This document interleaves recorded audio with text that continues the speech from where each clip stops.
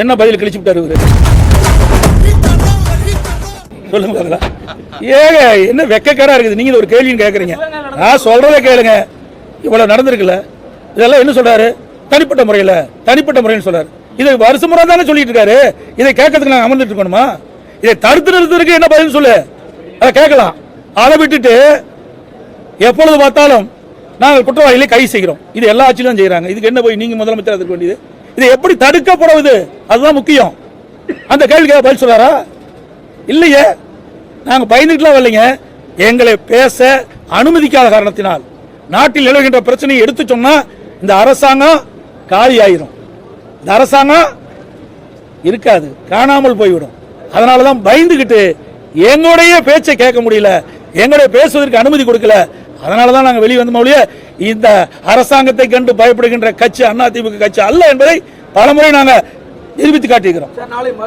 எங்க அதிமுக தாங்க நாங்க பேசிக்கிட்டோம். ஏற்கனவே அனைத்து கட்சி கூட்டத்திலேயே நாங்க கருத்து சொல்லிட்டோம்ல. இங்க கூட்டி பேசுறதோட நாடாளுமன்றத்தில் பேசு. அங்க எங்க நாடாளுமன்றத்தில் உங்களோட இருந்த இந்தியா கூட்டணியில் இருக்கீங்களா? எங்க குரல் கொடுக்கலையே? குரல் கொடுத்தாங்களா? இல்லையா? இந்தியா கூட்டணி ஒரு அமைப்பு ஏற்படுத்தினாங்கல்ல. அந்த இந்தியா கூட்டணியில் பல்வேறு மாநிலத்தில் இருக்கின்ற பல்வேறு கட்சிகள் ஒன்றாக இணைந்துதான் இந்தியா கூட்டணியோட அமைப்பு ஏற்படுத்தினாங்க. நாடாளுமன்றத்தில் இவர்களுக்காக குரல் கொடுத்தாங்களா? இங்க பேச என்ன பிரயோஜனம்? பேச வேண்டிய இடம் நாடாளுமன்றம். இங்க வந்து கலந்து கொண்டிருக்கிற பிரதிநிதிகள்லாம் நாடாளுமன்றத்தில் கருத்துக்களை சொல்ல வேண்டும், நாடாளுமன்றத்தில் அழுத்தத்தை கொடுக்க வேண்டும். இங்க வெறும் ஷோ காட்டி பிரயோஜனம் கிடையாதுங்க. இதெல்லாம் விளம்பர மாடல் அரசாங்கம். விளம்பரத்தில் தான் வண்டி ஓடிட்டு இருக்குது. ஏன் இங்க வர காங்கிரஸ், இங்க வந்து காங்கிரஸ் கட்சி கலந்துக்கிறாங்களா?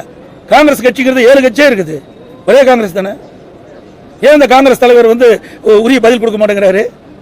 சும்மா இதெல்லாம் நாட்டு மக்களுக்கு ஒரு நாடகத்தை அரங்கேற்றி தாங்களே எதிர்ப்பதை போலவும் தாங்களாம் முன்னிருந்து இந்த நாடாளுமன்ற தொகுதி சீரமைப்பை ஒரு சரி செய்த போல ஒரு தோற்றத்தை ஏற்படுத்திட்டு இருக்காரு. அதுவும் எப்படின்னா, இவ்வளவு கொலை நடந்துகிட்டு இருக்குது, ஊழல் நடந்துகிட்டு இருக்குது. இன்னைக்கு அமலாக்கத்துறை மிகப்பெரிய கண்டுபிடிப்பு கண்டுபிடிச்சிருக்காங்க. அதெல்லாம் எதிர்த்து அரசாங்கத்துக்கு போறாங்க. நீ தான் சொல்றீங்களாப்பா, மடியில கணமில்ல வழியில பயமில்லைன்னு. ஏன் பயப்படுற? என் மீது வழக்கு போட்டீங்களா? நான் முதலமைச்சருக்கு வழக்கு போட்டீங்களா? இதே முதலமைச்சர் எதிர்க்கட்சி தலைவராக இருக்கும்போது பேசுனீங்களா? எடப்பாடி பழனிசாமி நெடுஞ்சாலைத்துறையில இவ்வளவு ஊழல் செய்தார்கள் சொன்னீங்களா? நீதிமன்றத்துக்கு போனல, நிரபராதிகள் வெளியே வந்தல. அது மாதிரி வழக்கு பதிவு செஞ்சா நீ போய் நீதிமன்றத்தை நாடு, நிரபராதி வெளியில் வா. உடைய அதிகாரத்தை பயன்படுத்திக்கிட்டு எங்களை கேட்டு தான் உள்ள வரணும், எங்களை கேட்டு தான் கொடுக்கணும் அப்படின்னா இதில் ஏதாவது தவறு நடந்திருக்குது என்பது தெளிவாக தெரியுது. அமலாக்கத்துறை முழு விசாரணை நடைபெற்று வெளியில் வருகின்ற பொழுது யார் உள்ள இருப்பா, யார் வெளியே இருப்பான்னு தெரியல. அப்ப பார்க்கலாம். இப்படி இந்த ஆட்சி பொறுப்பேற்ற பிறகு பார்த்தீங்கன்னா கொலைப்பட்டியல் நீண்டு கொண்டே இருக்குது. இன்றைக்கு அரசியல் கட்சி தலைவருக்கும் பாதுகாப்பு இல்லை, இன்றைக்கு சிறுமி முதல் மூதாட்டி வரைக்கும் பாதுகாப்பு இல்லை. ஒட்டுமொத்தமா தமிழ்நாட்டு மக்களுக்கு பாதுகாப்பு. தமிழகத்தில் காவல்துறை ஒன்று இருக்கின்றதா என்ற கேள்வி இப்பொழுது எழுந்திருக்கின்றது. ஜாகிர் விஷயம் அவர் சாலையில் வீட்டுக்கு சென்று கொண்டிருந்த பொழுது அவரை வழிமறித்து அவரை படுகொலை செய்யப்பட்டிருக்கின்றார்.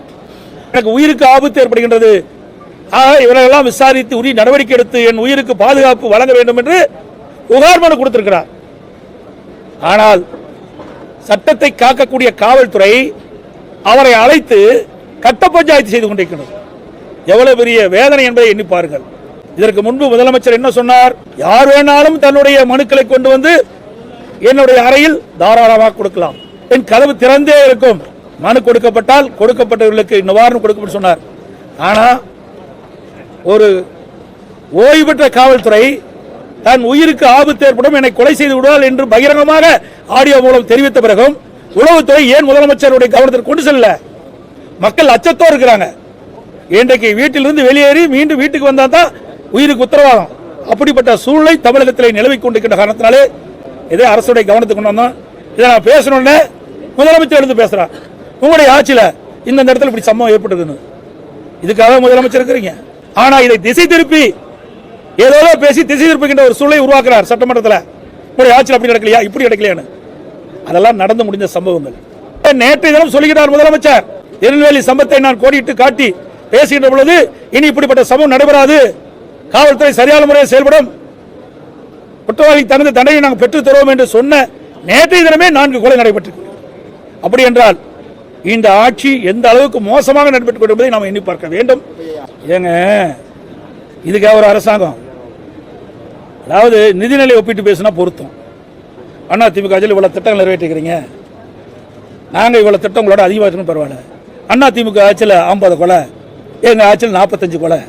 ஏங்க இது ஒரு ஆட்சியா? மனசாட்சி வேண்டாம்? ஒரு முதலமைச்சர் என்று சொல்லிக்கிட்ட பொழுது உயிருக்கு உத்தரவாதம் கொடுக்க மாட்டேங்கிறார் முதலமைச்சர். எப்படி நாட்டு மக்கள் இந்த அரசை நம்பி இருப்பார்கள்? இந்த காவல்துறையை நம்பி எப்படி மக்கள் வெளியிலே நடமாட முடியும்? சிந்திச்சு பாருங்க. இது என்ற ஒப்பிட்டு பார்க்கின்ற நிலையா? இல்லைங்க. மக்களுடைய உயிரோடு விளையாடக்கூடாது. எல்லா உயிர்களும் காக்கப்பட வேண்டிய உயிர்கள். அதுதான் ஒரு அரசாங்கம். அதுக்கு தான் முதலமைச்சர் இருக்கிறீங்க. அதை விட்டுட்டு ஒப்பிட்டு பேசுவது முறையல்ல. தொடர்ந்து தமிழகத்தில் எப்படி தங்க நிலவரம், எப்படி வெள்ளி நிலவரம், அப்படி கொலை நிலவரம் எப்படி இருக்கின்றது தொலைக்காட்சி தெரிந்து அவர்களை இனி இருக்கக்கூடாது என்பதுதான் எங்களுடைய நிலைப்பாடு. அதைத்தான் நான் சுட்டிக்காட்டுறேன்.